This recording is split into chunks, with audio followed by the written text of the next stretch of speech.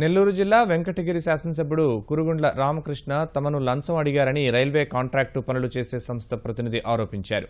డబ్బు ఇవ్వలేమని చెబితే పనులకు ఆటంకం కలిగిస్తున్నారని చెప్పారు. రాపూరు నుంచి వెంకటాచలం వరకు రైల్వే పనులను మౌంటే కార్లో లిమిటెడ్ సంస్థ చేస్తోంది. ఎమ్మెల్యే రామకృష్ణ తమను 5% డిమాండ్ చేశారని మౌంటే కార్లో కంపెనీ కార్యదర్శి కల్పేష్ దేశాయ్, సైట్ ఇంజనీర్ సిద్దిక్ వెల్లడించారు.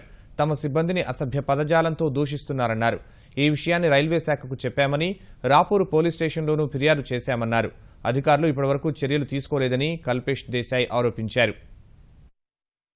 Since last 6 months we are facing problem of one MLA and his follower. They are coming at the site and threatening to our people. He is asking unnecessary amount also, which we are not fulfilling because it is a very heavy amount. He is asking 5% of one package, that is of costing of 183 crores.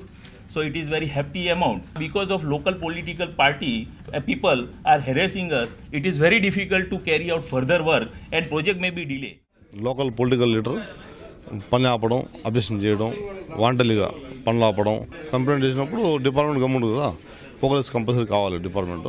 అందుకోసం department కూడా higher authorities కూడా officers కూడా వాళ్ళ దృష్టిలో కూడా ఉంది పని ఆపారని, అది కూడా యాక్షన్ తీసుకుంటారు.